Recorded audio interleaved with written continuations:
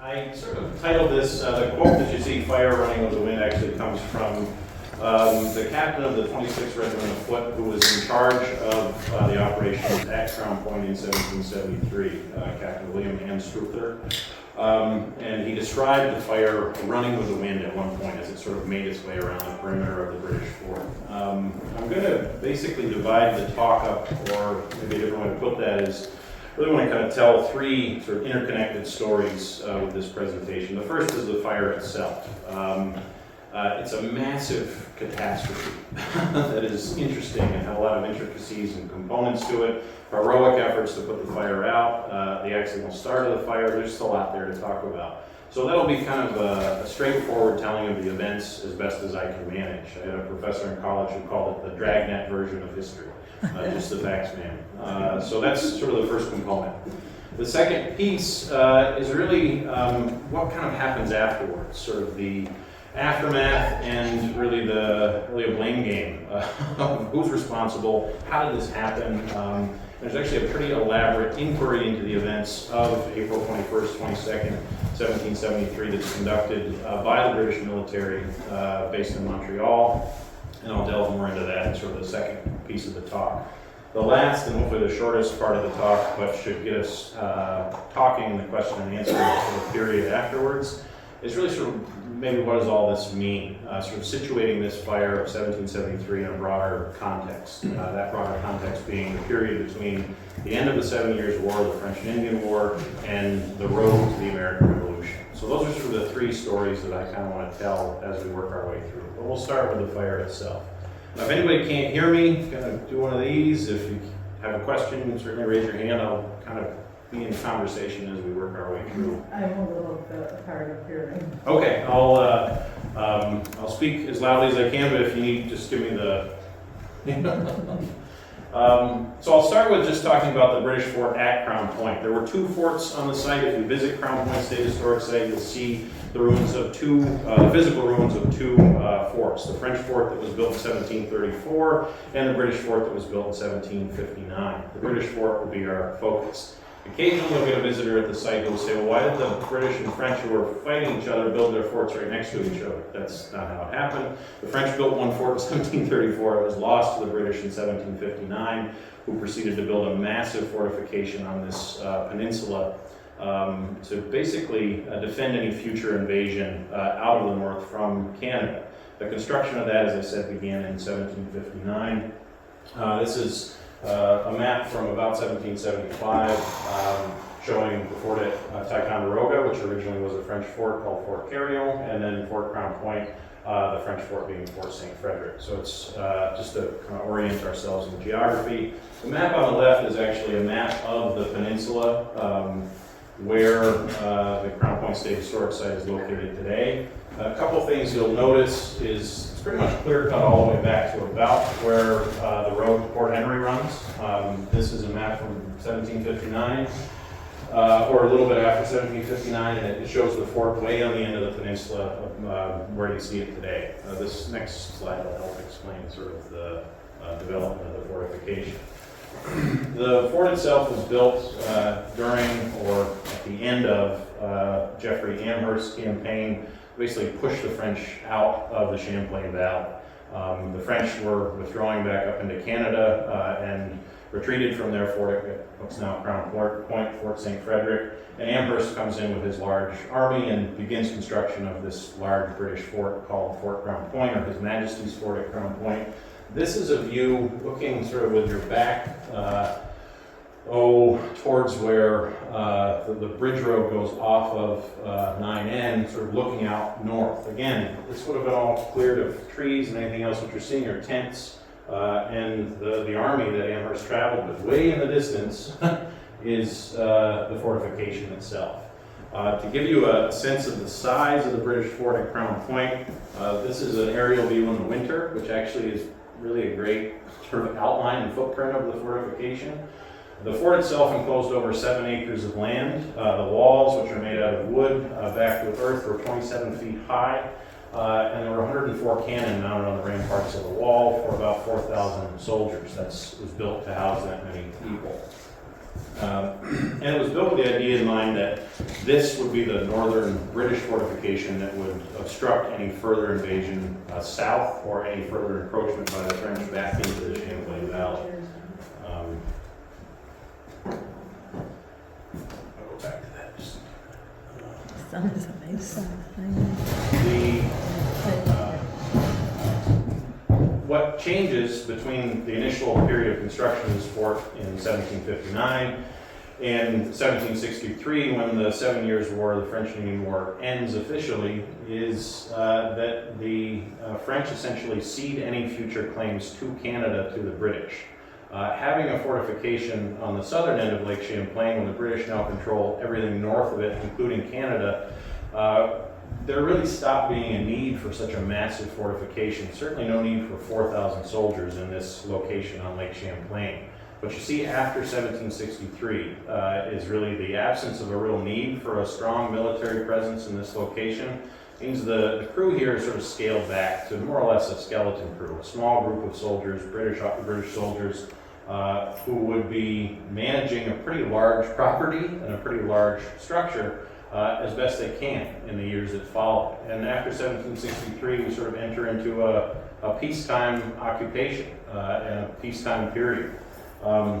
What that means for the British soldiers who would have been there in 1773 when the fire started would have been, what you might imagine a peacetime garrison to be like. First of all, let me take a step back. The engraving you see here is from 1742, and it's a depiction of a soldier of the 26th Regiment of Foot, which was the regiment that was stationed at the fort in 1773 when the fire started. They actually were recently arrived in 1773, had been transferred out of New York City and stationed at Crown Point starting in late 1771 or 1772. But the peacetime garrison sort of mood pervaded that whole 1763 up until 1773 10-year period. What that means is what I've called family food in the 26th Regiment of Foot at Crown Point. In a peacetime garrison like Crown Point, when you read through documents of the time period, what the officers are talking about, what their men are complaining to them about, they seem to be more concerned about where their next meal's coming from than their next military campaign. There's a lot of griping about how they're always stuck with salt pork and peas, and it seems like they spend a lot of their time fishing. Archaeological excavations behind this building, which is the soldiers' barracks, 26% of the bones that were found in one excavation were all from fish. They ate a lot of bullhead. That's what life was like in the time period between 1763 up until 1773. It's still a military fortification, but many of the soldiers who were stationed there had their wives with them. Their wives cooked in the barracks kitchens or the barracks fireplaces, rather. So this is a military fortification, but with a peacetime garrison, and we sort of imagine and learn from the archaeological record and the documents what life looked like. Again, the archaeological record. These are photos from 1977 they're photos of an excavation behind the soldiers' barracks.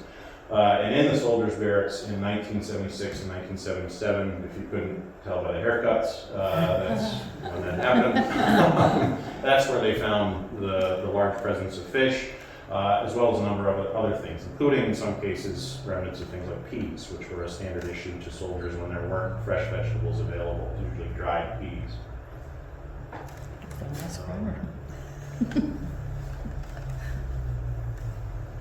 So that one.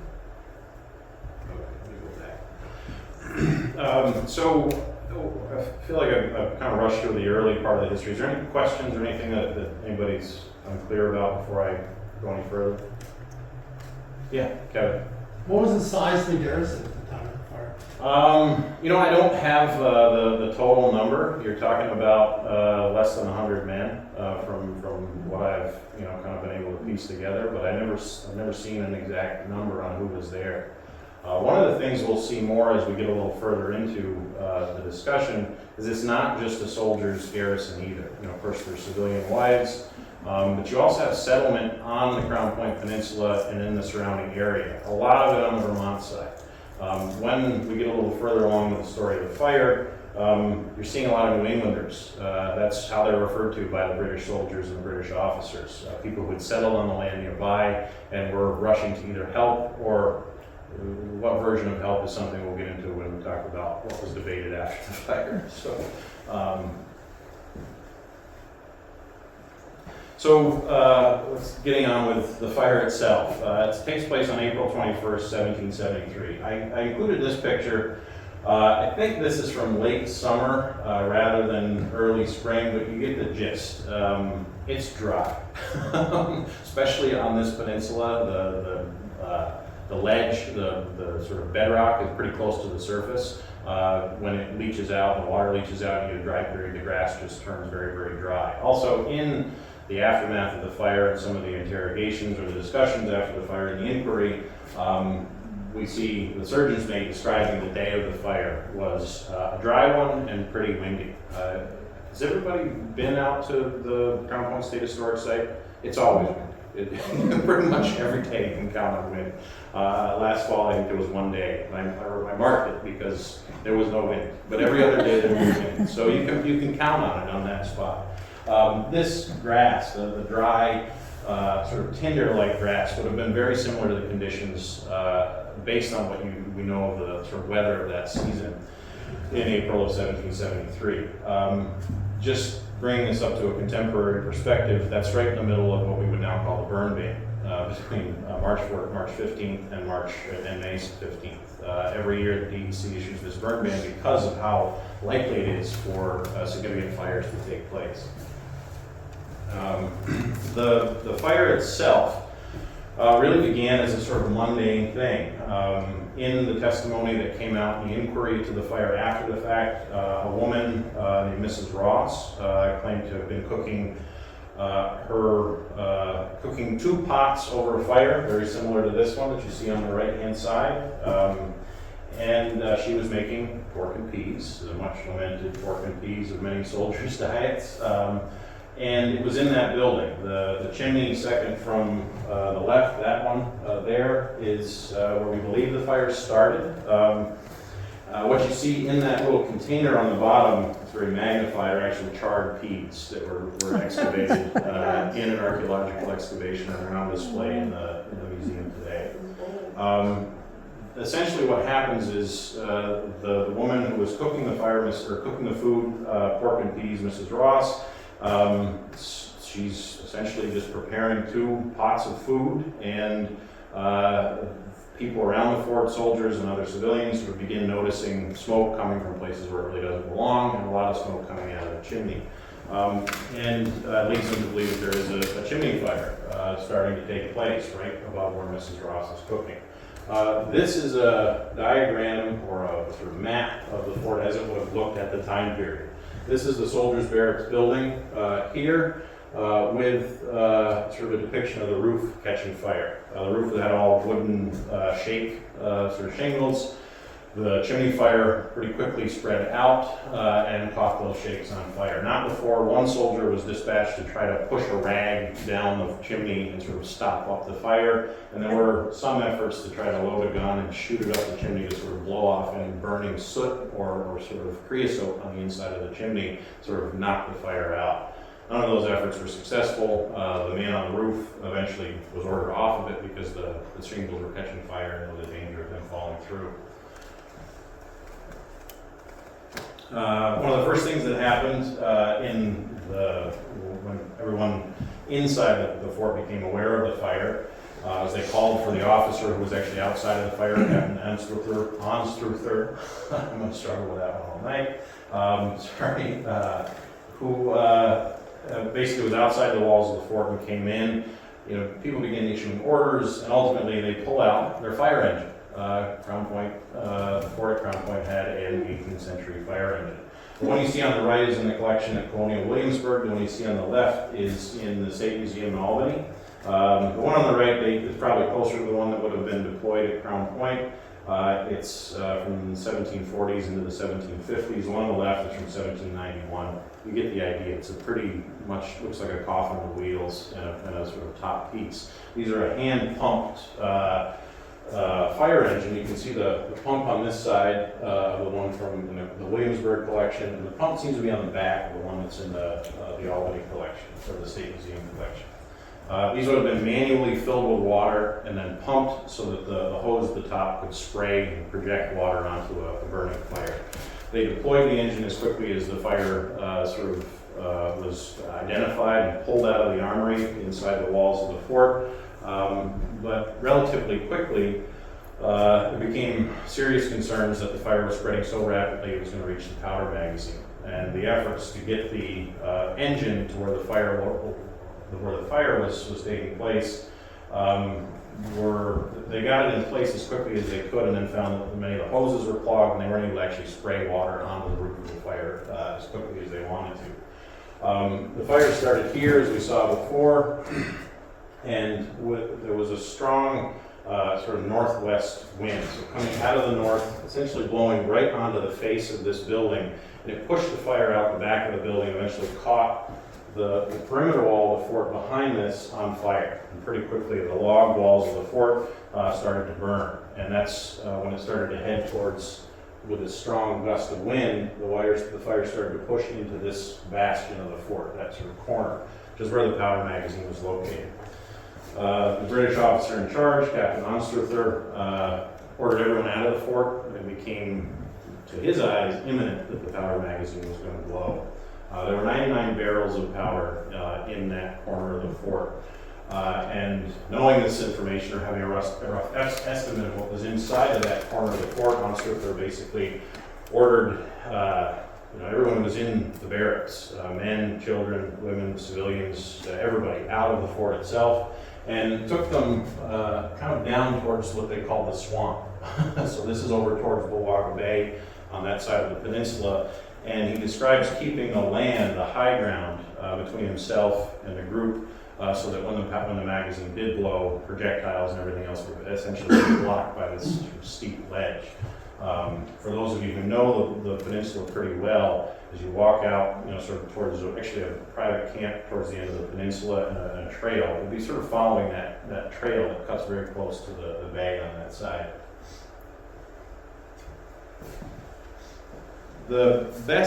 It's hard to figure out exactly how long it took from the evacuation of the fort to the explosion of the powder magazine. Some people said as long as an hour, if they're actually outside of the fort and they heard it go off.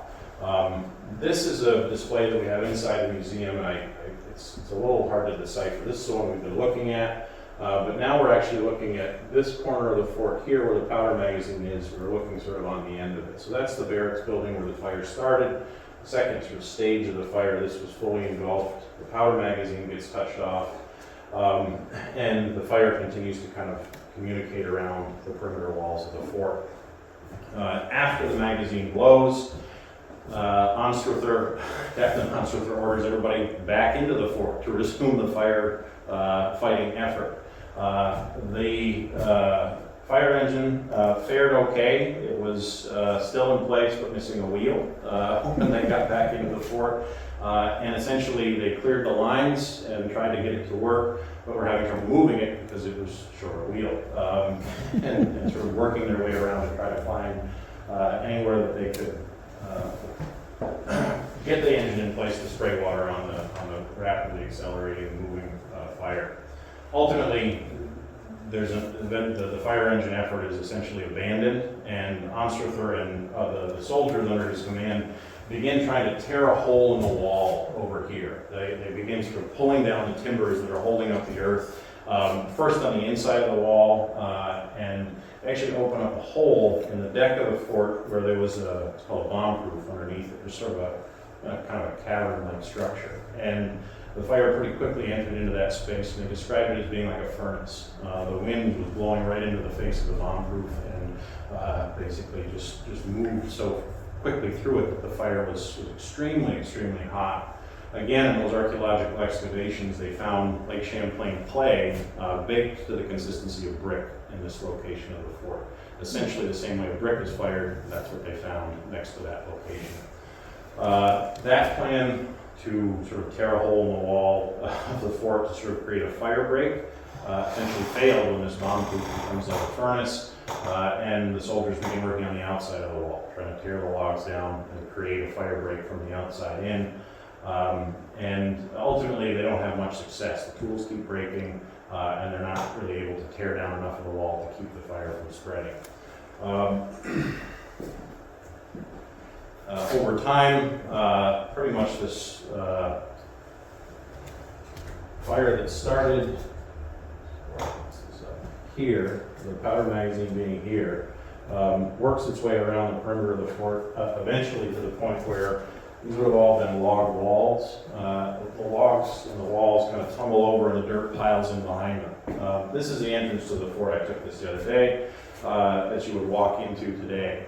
This would have been covered over with dirt and burning logs by the end of the fire.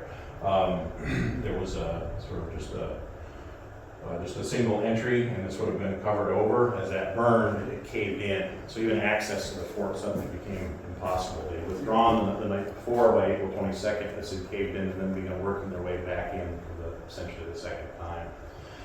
This is where that quote comes from: the fire was running with the wind. The wind kept changing, first from the north and northwest, then from the south, and the soldiers really, and Onstruther, the officer, really kept battling where the fire was going to move to next, largely due to the wind. So what does this all mean? By April 22nd, 1773, it's pretty much a total loss. There's really no hope in saving the structures or the military fortification itself. What's left?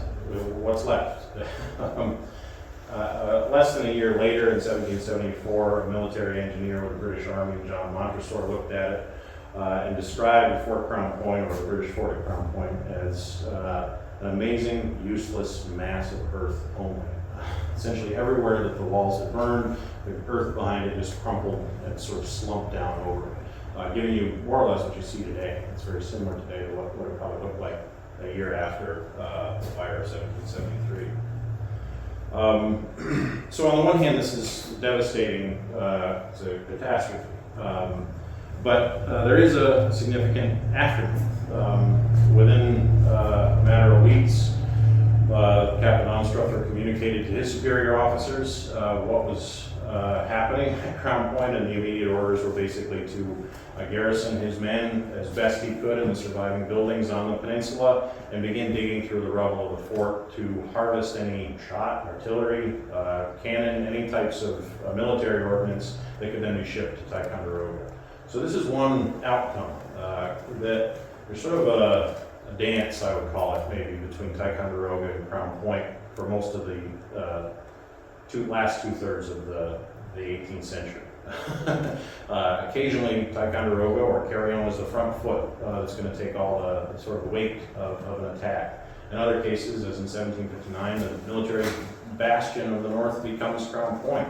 After the fire of 1773, in this kind of peacetime atmosphere, there's less need for a large military garrison in this area, and they concentrate their efforts at Ticonderoga.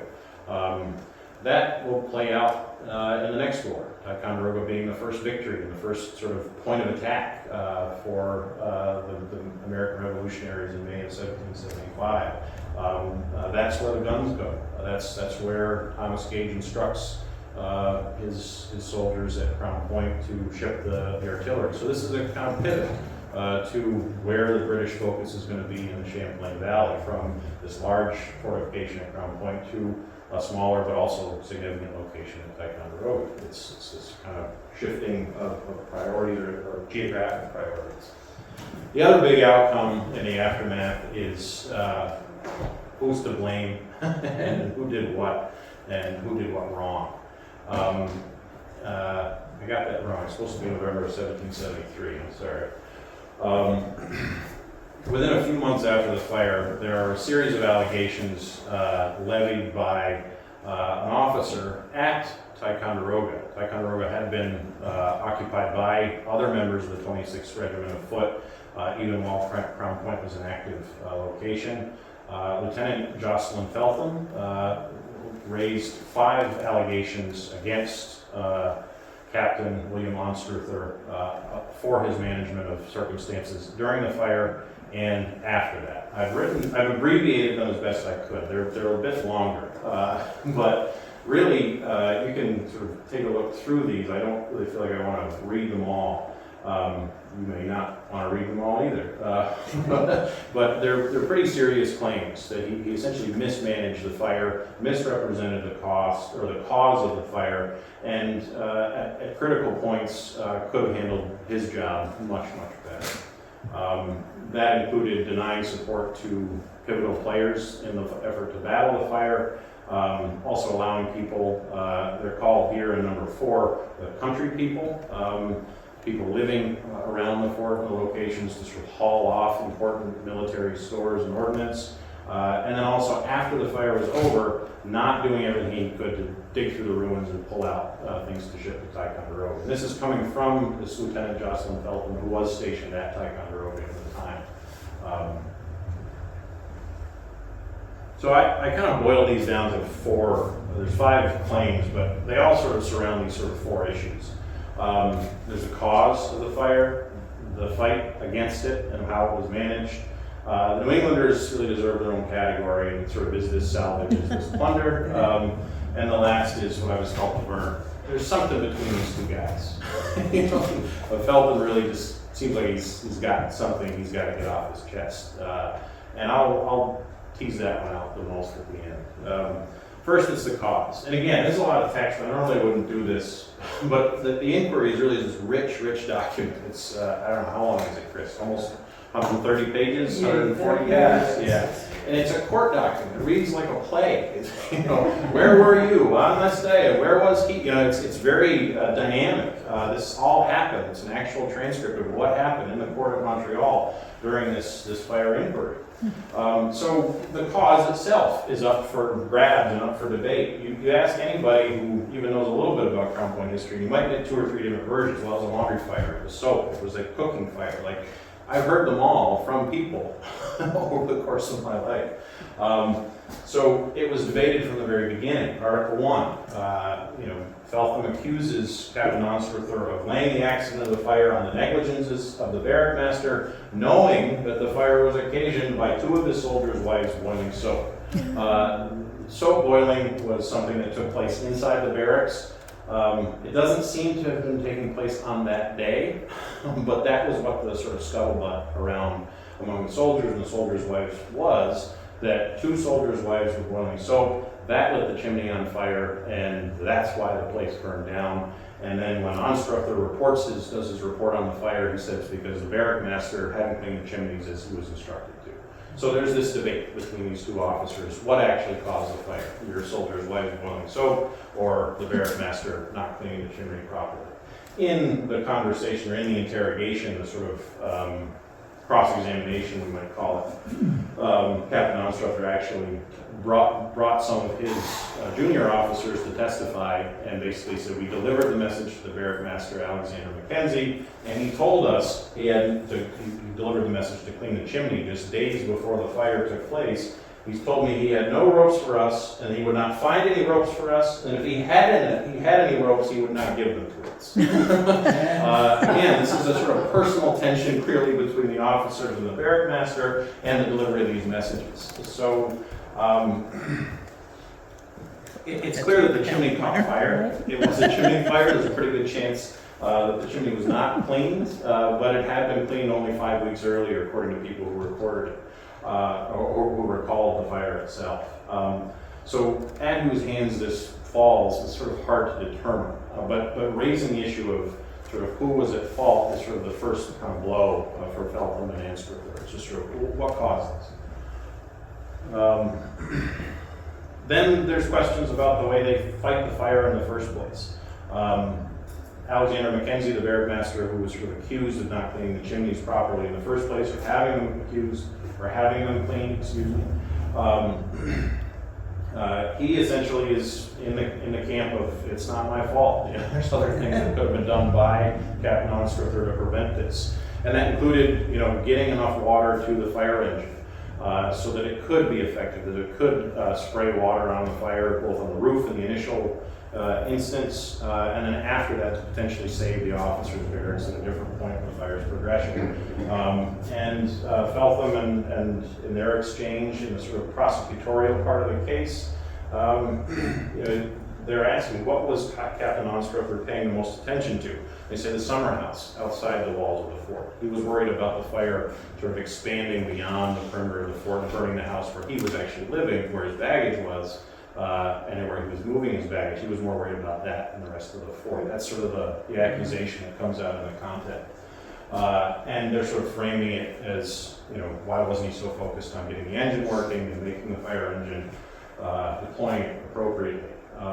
In Onstruther's defense, he brings in the surgeon's mate who says the engine wasn't working. Everybody who was there, you know, it wasn't working fast enough, it wasn't enough to contain the fire, and everybody who was using it, we that were employed about it did not understand it. So they didn't even really seem to have a grip on how the fire engine was supposed to work, much less, you know, getting it to the right place and getting enough water. So there's some confusion as to how that, whether it was deployed appropriately or the efforts to fight the fire were conducted as they should have been.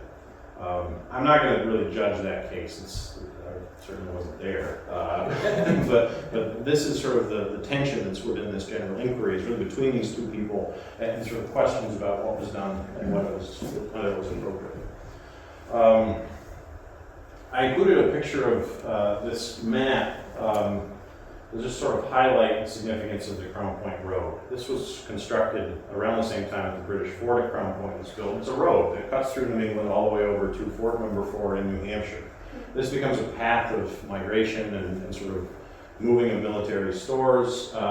One of the reasons why there are New Englanders settling around the fort at Crown Point is partly because of the Crown Point Road, but partly just because there's a push out of New England. The land was being sort of passed down from fathers to sons and being chewed up through massive population growth, and they're stepping into New York more and more. So there are New Englanders about when the fire takes place. There's some confusion as to whether they were helping by taking military stores out of the fort or helping themselves by taking military stores out of the fort into their canoes where they could take them to their homes. Onstruther makes the claim that he essentially instructed them to help, he was grateful for their help, and made it very clear that he was giving them, and you see in the top quote, in order to stop them from expecting any part of what they dragged out. I gave the whole of them as much meat and drink as they chose, and told them I had a better opinion of them than to think that they would go upon views of gain on such a dismal occasion. It's a catastrophe, you're not going to steal from me. Feltham has a different view. Did you not see some pork distributed amongst the New England people that morning? This is a military pork that everybody complains about. Walker McIntosh responds that he saw some people at breakfast, and then these two had actually had a conversation. Feltham said, "Didn't you say to me the absurdity of stuffing such fellows," meaning New Englanders, "with meat and drink when they came there with no other design than to plunder?" And Walker McIntosh said, "I did, and I thought that Captain Onstruther had no occasion to be at any expense of any of them." This is two different takes on the New Englanders' role in the fire. Are they, a thorn in the side of the military operation, or are they your friends and your neighbors, essentially? It's sort of the two takes that you're seeing play out in the inquiry. So this is the last kind of category, which I call the burn. There's a lot of things that come out of the inquiry that could just be sort of, they didn't have much to do with the fire. There's a conversation where Lieutenant Feltham inquires of one of the soldiers, a few of the soldiers and the people testifying about somebody making half-penny copper coins, counterfeiting things out of copper, sheet copper or little barrel hoops, and sort of pounding out fake money. There's always a shortage of coin money and paper money in the colonial time period. has nothing to do with the fire. It's just a chance to sort of twist the knife and to see how mismanaged this whole operation was. Sort of, at least it seems to me that's how I read the inquiry. So there's these sort of tensions between these two men. Part of me and part of, I think, other people reading the inquiry might be tempted to write that off as sort of petty officer grievances. That happens. It happens in the 18th century. I'm pretty sure it still happens today. But I think one way I'd sort of like to configure or rethink about these tensions between these two men, the tensions that sort of are shot through this whole inquiry about whether it was conducted properly or not, is in the context of the road to the American Revolution. 1773 fire is 2 years before the Revolution begins. It's only a few years after the Boston Massacre of 1770. There's the fire, there's the massacre of 1770. The Boston Tea Party was in December of 1773. These are, sort of points on the road towards the American Revolution. That puts the New Englander piece in a different light. The same New Englanders who had provoked the Boston Massacre, this is how the British officers and soldiers envision their role. Are these the same New Englanders who are here to plunder the British operations in the Champlain Valley? Soldiers who had experienced life in American cities or colonial cities prior to 1773 would have probably experienced rocks being thrown at them. They would have experienced mobs, they would have experienced riots, and they were often the targets. Those British soldiers were the sort of front foot of the British Empire, of the British government, often put in places to enforce or support people like revenue officers who were there to collect your stamp tax or stamp act money. The soldiers were there to back them up.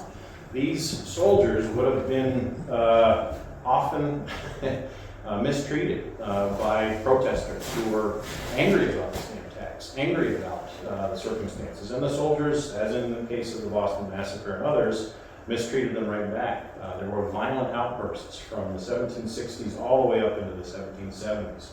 So this is the context which, it seems to me, these two officers are reading the signs. Are these New Englanders on our side or not? Are they the ones who are sort of fomenting this violent set of revolutions under our feet? So that's another sort of take on these tensions between these two men in this general inquiry. One thing that we should sort of keep in mind about the 26th Regiment of Foot, they weren't at Crown Point for that whole time period between 1763 to 1773.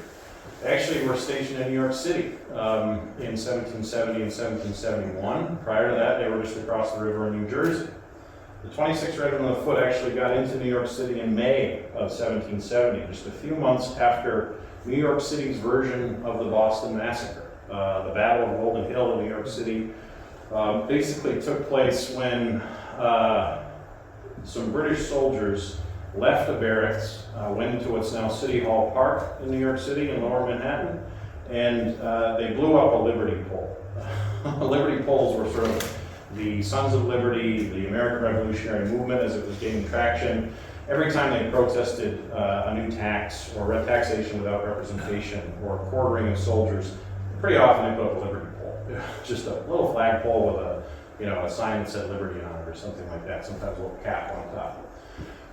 The first one that was put up in City Hall Park in New York City was put up in 1767, and the British tore it down. And then they put another one up, and the British tore that one down. They were on their fourth one, Liberty pole, in 1770. It was put up with iron bands to hold it in place. And the British left their barracks, they went and they blew it up, and took the pieces that remained and put them on the step of a tavern keeper in New York City who was sympathetic to the revolutionary cause. And then these same soldiers, they were part of the 16th Regiment of Foot, started distributing leaflets and pamphlets, really calling the Sons of Liberty enemies of society and many other awful things. Pretty quickly, they were surrounded by a crowd. These 16th Regiment of Foot soldiers and were ordered to fix bayonets and sort of push the crowd apart. There were a lot of injuries, nobody was killed, but it was a pretty bloody altercation between protesters and the British Army. Most of us don't hear about this because this happened 6 weeks before the Boston Massacre. That's the one that gets all the attention. They had better PR in a way. Paul Revere did this great sort of etching of it. So we don't necessarily know about New York City's version of the Boston Massacre, but it happened. And it was still in the air, and people would have been keenly aware of it when the 26th Regiment of Foot left New Jersey and marched into New York City in May of 1770, just a few months after this altercation happened. They pulled the 16th out and put the 26th in. So they've been in the fray, they've been in New York City, they've seen the protests, or at least been aware of them by the time these soldiers ended up in Crown Point. So it puts, in my mind anyway, it puts the burn, the antagonism between these two officers in a different light. Lieutenant Feltham, Jocelyn Feltham, may have been hung up on petty grievances with Captain Onsworther. He may have been just a grouchy person who saw something bad here and wanted to attack it. He may have also been seriously concerned about a lapse in military discipline at Fort Crown Point and the fire being a result of that. I don't know those things. There's very little written about him, very little that he wrote, there's very little surviving. It's worth more research, and I haven't done it yet, and I may not find anything at any point in time. But I think putting it in that context is sensible. It makes sense anyway. Just because this is really what the debate is about. What caused the fire? If it was soldiers, or if it was soldiers' wives in the barracks, that may not be an appropriate action in a military location. If the fire was mishandled, you're not ready for an emergency. If there are other circumstances at play here, this is a lapse in military discipline. That seems to be a component, sort of overarching piece of what the inquiry really is about and what Feltham is sort of the driving energy for. Ultimately, there's a lot to be said for that point of view. The revolution was just 2 years away, and Jocelyn Feltham's claim to fame is not that he prosecuted a case in 1773 of a general inquiry. It's that he was the first one who answered the door when Ethan Allen and the Green Mountain Boys and Benedict Arnold knocked on the door at Fort Ticonderoga on May 10th of 1775. That's how most people know who Lieutenant Jocelyn Feltham is. If he was concerned about lapses in military discipline being susceptible to plundering New Englanders, he was right. And there may be something to that, and that may be one way to sort of read this tension, read this battle between officers, and place the fire of 1773 at Crown Point into a bigger story in a broader context. And that's it. Wow. That's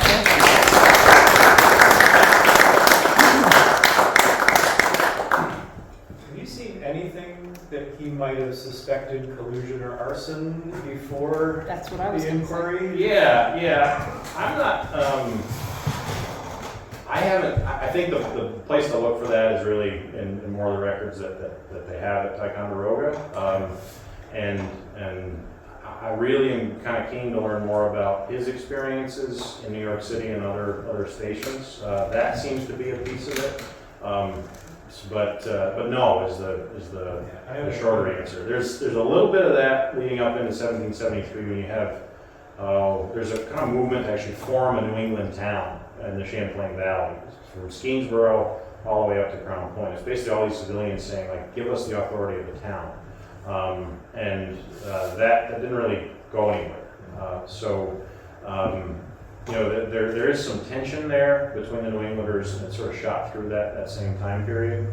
But the 26th is mostly raised in Scotland. They are a Scottish regiment they're under the British Crown, and even the commanding officer at Ticonderoga, Captain Delaplace, seemed to be fairly sympathetic to the New Englanders and to the revolutionary cause more so than some others. So, and they got along with everybody in New Jersey, and they seem to do fine in New York City, so this regiment may have been sort of less worried about the revolutionary cause than others, and felt it may have been the burr in everybody's saddle but that's all speculation. I shouldn't even say it out loud, but it's going on. Yeah, I've never seen anything that they were Yeah. thinking that, but maybe in his personal paper. Yeah. or whatever. Yeah, no, it's worth a deeper dive. So Will this be at the Crown Point in the visitor centre as well? this presentation. Yes. No. That's a good idea. I didn't think about that, but my plan, and Chris mentioned this at the beginning, on May 6th we have a I Love My Park Day.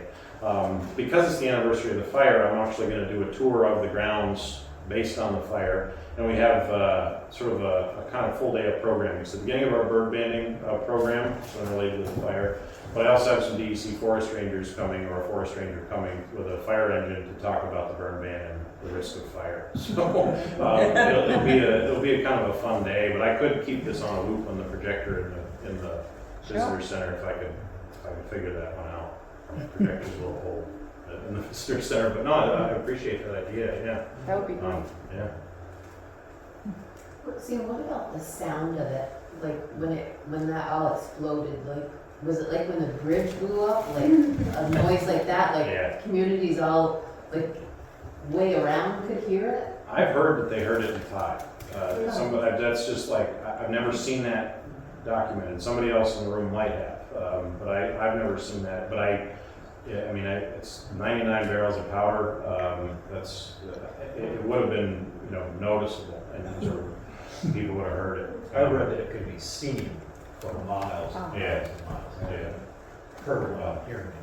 Yeah, and I worked at Fort Ticonderoga years ago, and there were accounts there when they blew up that powder magazine of timbers like this big around sticking out of the ground like toothpicks. They just got blown so high in the air that they drove themselves into the ground on the end. So it's I haven't read anything that's a sort of detailed description of like how far and how would it's hard to know. You'd have to have somebody 2 towns over sort of making a note in a document that then survives. But I think they'll never let me touch off 99 barrels of powder. That would be, I think it would have been a massive sound. Yeah. So the sound would have traveled up the water Up, too. yeah. And it must have been like really a glow at night. It must have been huge. Yeah. They talk about the days afterwards. One of the reasons why Captain Onsworther sort of defended his actions of he did actually put some men to work in the fort's gardens instead of digging out artillery, but it was kind of like we couldn't do anything. We pulled dirt away and there'd be burning logs underneath it, and then we pulled dirt away and there'd be burning logs underneath. It was, and they couldn't breathe. They're covered in, so it would have been eerie. Yeah, like a fire that's almost out. It's sort of that glow, but it's underneath. Like that's sort of how I imagine it. It's like a root fire. Yeah. Did you say there were no loss of life? No, there's no incidents of anybody being killed in the actual explosion of the powder magazine or anything else. So. With the garrison being situated Like there, why were constant there on no that moves greasy towards fork. removing the kegs in the magazine? So that's another kind of debate in the inquiry is could they have sort of held out longer and tried to put the fire Sure. out? If it did take an hour from when they left the Yeah. fort for it to blow up. There's other conversation about the armory where they have fuses. I don't, my sense, and this is just kind of my own read, is that the priority for, Onsworther is to just get everybody out, because it's, and he said he consulted with the armorer and the other, whoever was in charge of the powder magazine, and he said, is it going to blow? And they were like, yeah, so let's go. That was sort of how it all, I'm paraphrasing, but that's pretty much how that conversation seems to have So happened. there's no record of an evacuation plan of the kegs from the magazine? No, I think generally speaking, the goal in any operation is to put out the fire and keep it from, progressing there. But they generally build powder magazines to be harder to get to for fire to sort of actually reach. And there was discussion in the inquiry about how many kegs were closed and how many were open. There were 2 that were open, but they were covered with like a tan hide, which seems to be a sort of safety precaution, common to just cover it so it doesn't catch fire. But no, I don't think, I don't know of any instance where somebody created a plan to haul a keg of powder out of a, but, I'm not sure where you would go with it, middle of the parade ground, but there's no exterior yeah, you gotta exit go, from that. yeah, But they would have had horses and carts, right? yeah. Yeah. They could have. There's a description of an ox cart, with a wagon, coming back and forth, but they were hauling water. That was Right. to fill the engine. But from the well or from the lake? They talk about hauling it from outside of the fort, but I don't know if it was coming from the lake or from another source, but then they were eventually using buckets out of the well. Right. The ox cart was That coming well's from big. someplace, yeah. Yeah. Sam, have you seen anything, the military's gonna talk about their assets, but the village wraps around really close to the back of that magazine. Were there any civilian buildings lost in this too? And that's one I just don't know the answer to. I know there's cellar holes, and they're not but a stone's throw from the magazine in Yeah. the back, so. Yeah. I've been in my current position since September of 2022, and I feel like I'm less sure of things now than I was when I came in the door. Because where one map says this is, another one doesn't, and then you talk to an archaeologist and see it, it's just kind of like, well, I found a cellar hole there, but that could be French, but it could have been British using French stuff that they found. It's just, so I want to know that answer, but I'm curious as to the layout of the village. They talk about a tavern. The surgeon's mate went to the tavern while the Power magazine blew up. That's where I would go. Yeah, get 2. Yeah. Two glasses of punch. So yeah, I think it's a good question. I'll see if I can find anything. But there are cellar holes there. That's where the British village is sort of understood to be.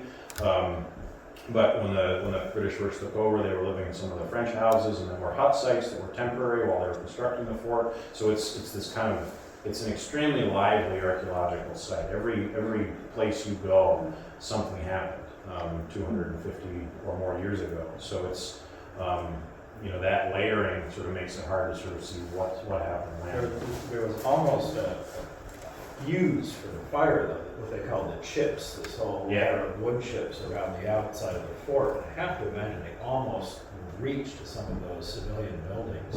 And that's one of the claims that Feltham made against Anstruther, is that he diverted some of the men and the resources to sort of going out into those chips and sort of looking for embers and putting them out instead of trying to save the fort. But he was trying to prevent the fire from communicating to any other of the outbuildings. He had a house outside the walls of the fort, and they accused him of just trying to save his house and let the fort go. It was a nice house. But that's where the village is. That's where, and I think there's something to be said for both. The priority should be the king's fort. But at the same time, burning down a village that is the only place that people live, or the main place where people live, is also something worth saving. So. And your food So stores. where, if you're looking at the fort, where was the village? I mean, was it Crown Point? No, it was sort of Where was the village? in kind of. Where was the tavern? Most of the Yeah.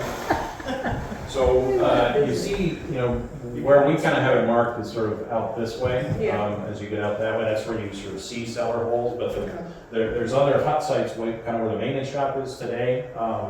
So I think 1773. There's probably still people.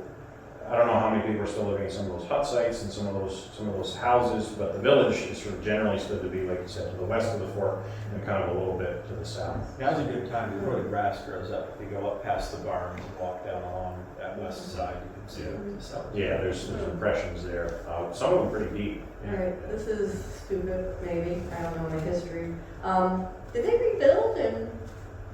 No. No, it's really the focus for the 26th. Was the They sort of put, tie? they had, I think there were about 8 people there when the revolutionaries took Crown Yeah. Point in May of 1775. They took Ty, and there was 30 or 40 or 50 of them or something like that. But so the focus really becomes, okay, we'll concentrate our attentions on Ticonderoga, keep some people at Crown Point, probably working in the gardens. That was Anstruther's big thing. It's like they haven't had fresh provisions in a long time. We need to have better, plans to feed this army.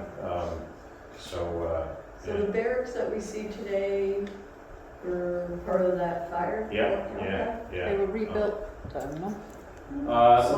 There are pieces of them that were restored. A lot of what you see is original, Amazing. that has been consistently maintained and preserved for a long time. Beautiful fort. I love it. It's one of my favorite. There have been 3 Masons in the history of the site's preservation. There was a guy named Charlie Brooks who just passed away, Darrell LaFrance, and the guy who's there now, Bob Lacey, and they've sort of passed on this preservation tradition. It's just the coolest thing. When I got trust, you knew what? I knew they did, but it was just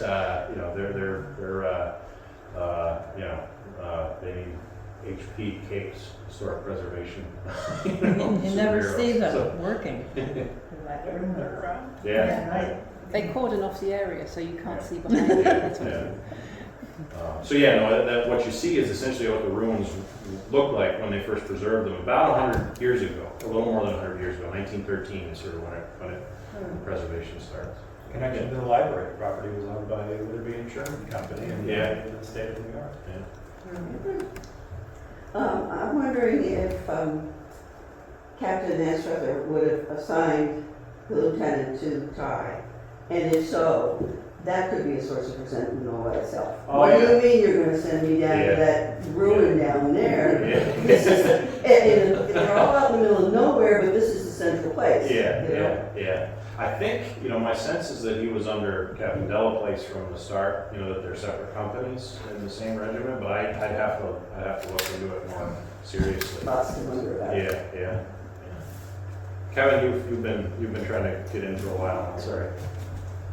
You talk about the New Englanders settling around the fort, and Yeah. the small hamlet settlement to the west of the fort, and small houses around. How many New Englanders, do you know how many New Englanders ballpark were living right in the fort environs and then in the larger, Champlain Valley? Was it hundreds of people, 1,000 people? Yeah, that's It's hard to know. I think it's learnable.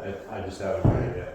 Because it seems like there's enough structures where there was probably dozens of people living around the fort. Yeah. Anyway, probably doing business with them, selling. Yeah. I mean, there's a few other. It seems to follow a pretty New England pattern of settlement in a lot of ways. As opposed to just to the south, Philip Skeen is really modeled on more of a New York landlord system where he's got tenant farmers and he's got a pretty significant enslaved population in Skeensboro. Based just on sort of the way they set up shop, it looks like New England farmers more than a land speculation or a sort of other approach to settlement. When you look at the maps and see the way it's carved up, but it's not exclusively New Englanders too. There's descriptions in New Inquiry of a French woman. There were French settlers, I think, who made their way back down the lake, because that's what they'd abandoned in 1759, and it was their homes and farms, and they're still in Canada, but they're British subjects, and they go where they please. So it's I think it's dominated by New England pattern and dominated by New England people, but I don't know numbers right off the top of my head. Because there was a number of farms, they had the French seigneurial system where they had their lake lots and everybody had a little place along the lake, and it was abandoned farms. These people coming up out of Boston and Haven and that, they would have loved it. I would think a plowed field and The rocks are moved already. And that's another source of tension. Amherst, built the fort there, or saw the fort built there with the intention of, getting grants, getting land to people, and spreading west. He was recalled. It's for a lot of reasons, but his vision isn't the dominating vision. After 1763, there's some general efforts to sort of keep the peace between the French in the north and Native Americans in the west, who had been allied to the French, and now the British wanted the fur trade. So they're sort of maintaining, if you're sympathetic to the efforts of the British government to sort of maintain this network of relationships. They've got colonists who they just fought a war for, who don't want to pay for it, who don't want to pay taxes to support the war that they already, British Army just won, as the British see it. They want to invade the Native Americans, who we just sort of made peace with, because they were allied to the French, and they don't like the fact that the French Catholics are also subjects of, so like, there's that tension with the colonists trying to keep them contained, but without, provoking another war with the Native American alliances that they've just built, out in the western part, headed towards the Mississippi River, and also just kind of keeping it together. So, yeah. Ernst Ruther was not court-martialed, was he? There's all kinds of letters about when's the court-martial going to happen, because this general inquiry, he requested it, that's the only way I'm going to clear my good name, And then the witnesses sort of just stopped being around, basis like this one got transferred here, this one goes that way, and they don't ever seem to have it. If they have it, there's no record that I've seen of it, so I don't think he ever got his sort of true day in court. So no, I don't think it ever happened.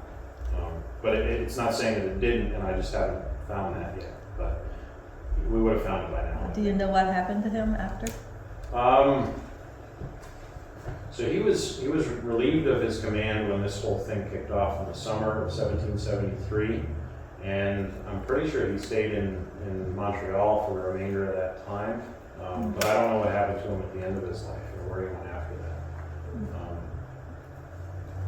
And is Mackenzie the guy who actually got this land grant over here that Mackenzie broke his name for? I think so, because he shows up, afterwards, and he's one of the ones who just kind of kept. I feel bad for the guy. He kept getting his land taken in the Revolution, where it was just like, Benedict Arnold and the Green Mountain Boys take Crown Point, and then pretty quickly they issue a proclamation like, we're in charge now. And he's just like, well, I'm a British subject, okay. And then the British come down and take it in 1776, and now he's back in the fold, and then then Carleton retreats back up the lake, and he's sort of at the mercy of the revolutionaries again. So he's one of those that kind of had a rough go of it. We tend to think of the revolution as revolutionaries and loyalists. There are a lot of people like him who are just like, I just want to stay here on my land. I don't care who's in charge. They probably cared, but the main concern was just like, just stop changing the rules. So that's my take on him. But yeah, he settled there afterwards. Changing the rules and putting their lives in danger. You lose one crop here at that time, and you may not survive the next year. These constant battles and burnings and stealing the livestock. It was scary. Can I ask one thing on that map there? What is the roundabout on the bottom? So this is when they were actually had an army encamped and we're in the process of building the fort, and this is basically the center of their kind of network of tents and where the army sort of hub was. So I don't know what would have been.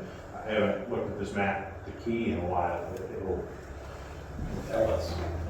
It's somewhere fairly close to Verdict Crossing, I think. Yeah.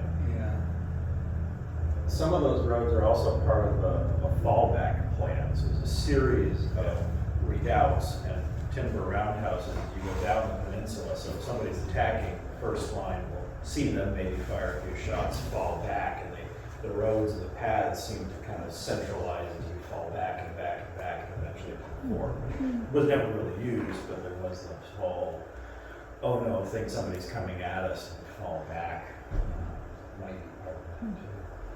Yeah, when the British in 1759 under Amherst sort of set up shop there and decided to begin construction of the fort, they were also working on a fleet, and they didn't really have enough, ships and large vessels to really pursue the French further north. And the French in Canada had other problems with armies coming down the St. Lawrence, and it's a whole other piece of it.